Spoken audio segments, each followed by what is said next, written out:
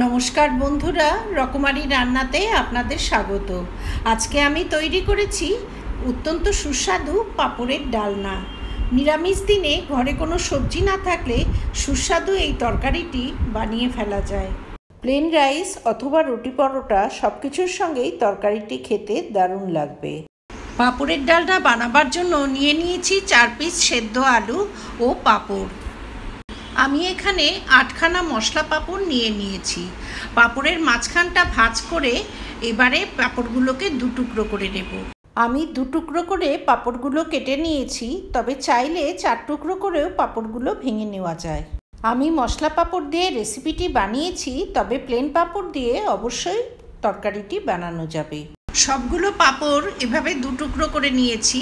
এবারে সেদ্ধ আলুগুলোর খোসা ছাড়িয়ে নেব। সমস্ত আলুর খোসা ছাড়িয়ে টুকরো করে কেটে একটা প্লেটে রেখে দিলাম। এবার একটা ভাজা মশলা করে নেব। ভাজা মশলার জন্য একটা প্লেটে নিয়েছি 1 চামচ জিরে, 1 চামচ ধনে, শুকনো লঙ্কা, 3টে এলাচ, 4টে গোটা গোলমরিচ আর 1খানা দারচিনি।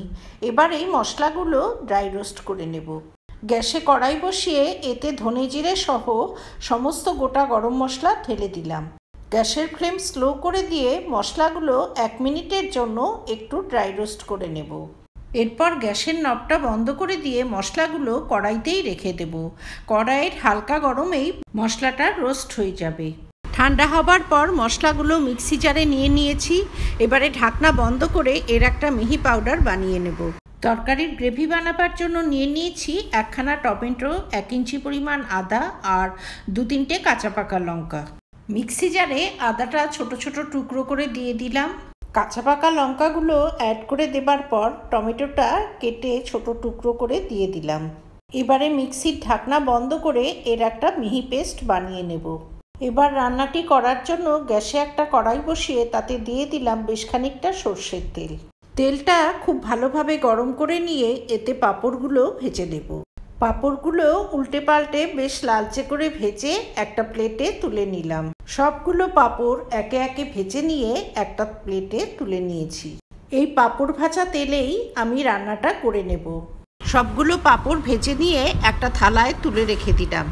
এখানে ফোড়নের জন্য একটা প্লেটে নিয়েছি আধা চামচ সাদা জিরে, একটা তেজপাতা, একটা শুকনো লঙ্কা আর আছে হিং।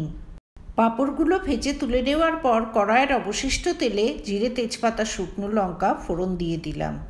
কয়েক সেকেন্ড ফোড়নটা ভেজে নিয়ে মিক্সিতে তৈরি করে রাখা আদা, টমেটো ও কাঁচা লঙ্কার পেস্টটা অ্যাড করে দিলাম। এবারে গ্যাসের ফ্লেমটা হাই করে দিতে হবে। হাই ফ্লেমে মশলাটা বেশ কিছুটা সময় ধরে কষিয়ে নিতে হবে।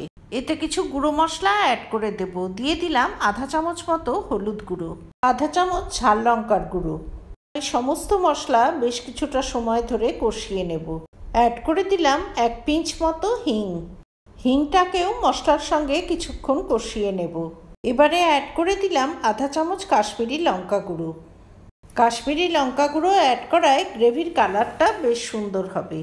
এতে তরকারিতে ঝাল হবে না, তবে পছন্দ না হলে কাশ্মীরি লঙ্কা গুঁড়ো বাদ দিয়েও রান্নাটি করা যাবে। ঢাকা দিয়ে মশলাটা কিছুক্ষণ কষিয়ে নেবার পর মশলা থেকে খুব সুন্দর তেল সেপারেট হয়ে গেছে। এবারে গ্রেভির জন্য অ্যাড করে দিলাম গরম জল। গ্যাসের ফ্লেমটা এই সময় হাই করে দিতে হবে। হাই হিটে গ্রেভিটা ফুটে ওঠার জন্য অপেক্ষা করব। গ্রেভিটা তাড়াতাড়ি ফুটে ওঠার জন্য ঢাকা দিয়ে দিলাম।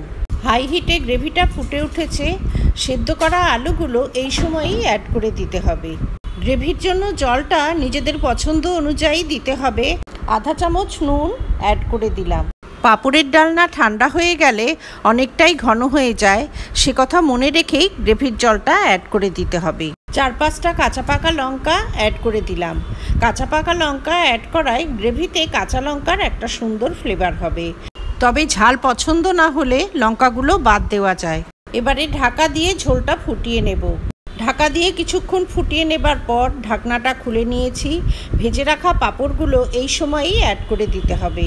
পাঁপড়গুলো এখন খুব বেশি নাড়াচাড়া করা যাবে না, তাহলে পাঁপড়গুলো ভেঙে যেতে পারে।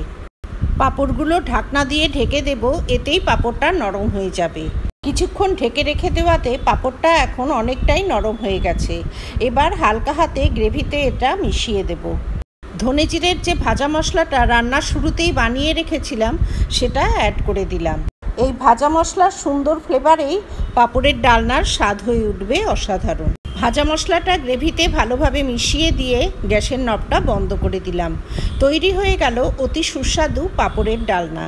পেঁয়াজ রসুন ছাড়া সম্পূর্ণ নিরামিষ এই তরকারিটি সপ্তাহের যে কোনো দিনে বানিয়ে ফেলা যায়। আমার এই রেসিপি যদি ভালো লাগে তবে ভিডিওটিতে লাইক করবেন, শেয়ার করবেন। ভবিষ্যতে আরও রেসিপির জন্য আমার চ্যানেলটি সাবস্ক্রাইব করার অনুরোধ রইল।